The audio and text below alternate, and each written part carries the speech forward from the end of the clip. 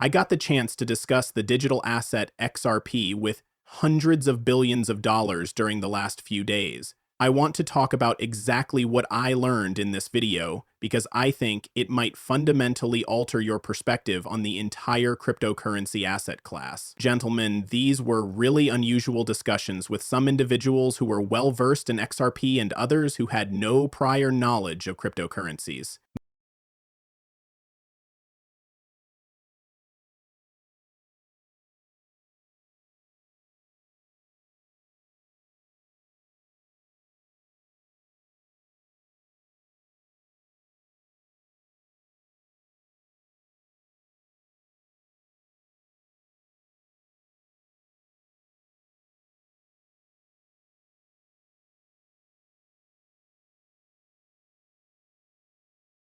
Though I want to focus a lot of this video on XRP, I do want to share some really fascinating information at the conclusion, particularly certain things that I was informed of directly by both FBI and CIA agents. Just be sure to stay for that. When you see the video, I believe I'm going to shock many people with what they have to say regarding security and cryptocurrency. However, I want to start by discussing what I think is the most intriguing aspect of the Bitcoin space: how these really wealthy individuals are seeing it. Developers shaped the ethos of the entire cryptocurrency sector, contributing to its long-standing intrigue. IT enthusiasts, enthralled with the technology underlying this whole new asset class, developed it. And there isn't a single issue with that, but those investing billions and trillions in the sector now have a very different mindset. There were clearly very critical elements in the early days of cryptocurrencies that people today don't care as much about. For instance, it was crucial to guarantee that every individual had an equal opportunity to mine a token. Although it may not be as fascinating now,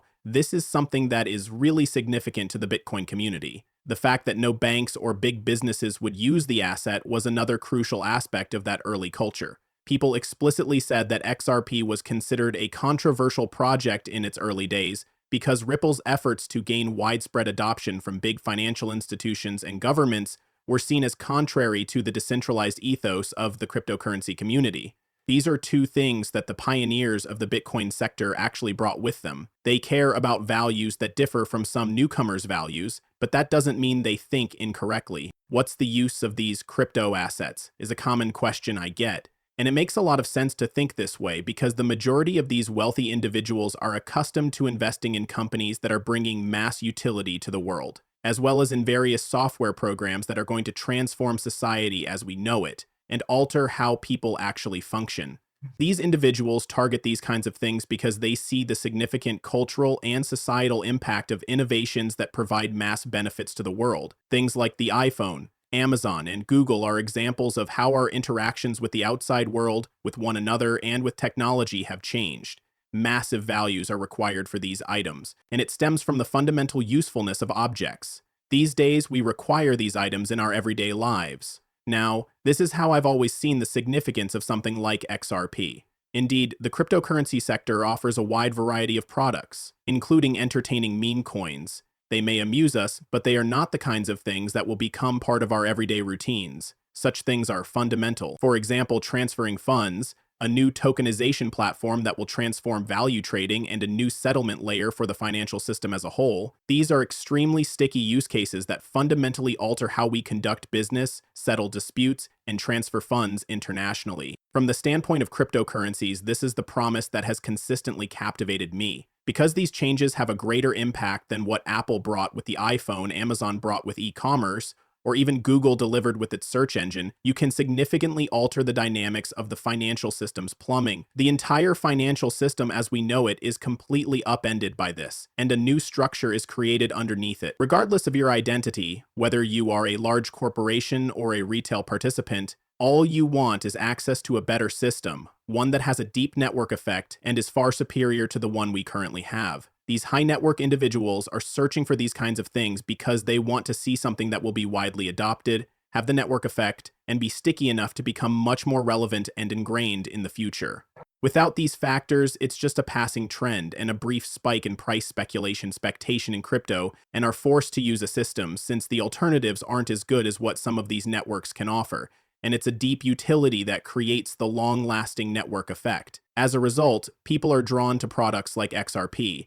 For something that makes sense to them, they picture a business like Ripple developing this utility and utilizing cryptocurrency technology, and among the most crucial things is this. Although there will be many various uses for cryptocurrency technology, the basic method of transferring funds and completing transactions is now very flawed and affects everyone regardless of their value. Moving 10 million, 0 cents, $100 million, 0 cents, or $1 billion, 0 cents, makes no difference. The present banking system's antiquated legacy railroads are still in use, and these problems are as common for these wealthy big people, businesses, and governments as they are for someone merely attempting to send money to a relative abroad. This problem, which is widely recognized, reaches the core of the current financial system. I've never really dealt with that problem before, so it's not like, oh, well, no, the fact that the system itself is flawed is well recognized. Accordingly, people find resonance in the notion that there is an asset available, namely Bitcoin technology, that allows them to witness the revolutionary shift in contemporary society.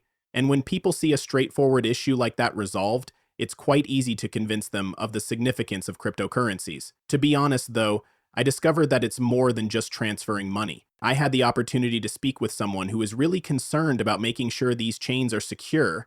Compared to the old method, CMO, of the world's most significant transactions are handled by a corporation that I will not identify here. They are now publicly announcing that, for the first time ever, they will be switching to RippleNet for their own payment systems, because in their opinion, the XRP ledger, transparency, and efficiency that RippleNet offers through XRP are now far superior to the antiquated system that we currently utilize.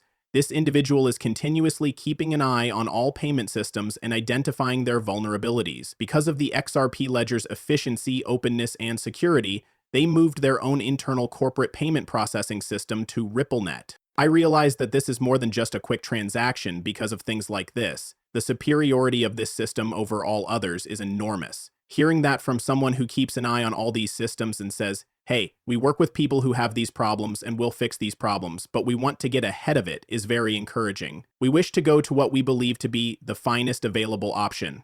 I find it fascinating that they have decided to use RippleNet. Another thing you're beginning to notice is that individuals have viewed the removal of the Ripple SEC case from Ripple as a screening procedure. When they look at Ripple, they say, hey, this company basically proved itself. They faced and defeated the SEC. No other digital asset has the clarity that XRP presently possesses. They view XRP's exit from the Ripple SEC case as a significant confirmation for both Ripple and XRP. Additionally, it was something that attracted a lot of attention and that many people wanted to watch unfold. But for Ripple, seeing how successful they were in the end, and how XRP is still as well known as ever, was a huge validation of everything that they had done, because they were able to get through that process without getting scratched, which is huge proof that, well, there is nothing that anyone is going to dig up here and say, oh, well, this is a huge problem. They believe the SEC is taking care of that for them. ED was carried out by the SEC. They don't anticipate any surprises. All of these factors combined, in my opinion, are not only making these wealthy individuals say, hey, this is something I'm interested in, but are also drawing attention from other companies and other institutional players in the cryptocurrency space. I've never heard so many people speak so highly of Ripple as a company, and the XRP ledger in particular. Now, that's essentially what I wanted to convey about XRP and Ripple. However, I wanted to share one more small piece of information with you. Furthermore, this is not my personal viewpoint. Both CIA and FBI agents' points of view were used in this. Additionally, they were conducting a security panel discussing what they believe to be one of the riskiest practices in the Bitcoin sector. They also provided a lot of clear information, correct? For example, don't snap a photo of your seed word. Avoid sharing images of your account balances on social media. You don't upload images of your address, do you? For example, common sense items. However, I found the concept of the risks of self-custody to be one of the most intriguing, and something that is approaching much more is one of those threats. And they just termed it the wrench assault, which is, I'm sure you've heard, the idea that individuals may compromise it if you have a compromisable gadget in your personal possession. Furthermore, it need not be from a technological one. It can just be by using force. These individuals all agreed, among other things, that it is preferable to not keep a cold wallet on your physical property or in your own possession. These are major points of attack. Additionally, it's something I hadn't given much thought to before and contradicts the common refrain of not your keys, not your crypto. They were ardent supporters of institutional custody. They also claimed that it was one of the most misunderstood topics in the cryptocurrency space, and this is something that these individuals struggle with every day. These individuals are aware of the dangers faced by those who place themselves in such circumstances, and since the panel was completely open, I found it fascinating to hear people say that. Any topic they wanted to discuss was up for discussion. For some reason, they really seized on the idea of how often it's disregarded. The problem of carrying something that someone could steal from you or use to coerce you into doing something you probably wouldn't do if you didn't have the authority to do so at that particular time. At the end of the video, I just wanted to express that. I found the panel to be really fascinating. Throughout the week, more clips of this material will be posted, and sharing those is something I'm looking forward to. However, I didn't want to offer folks a full news cycle week. I only wanted to give them an overview.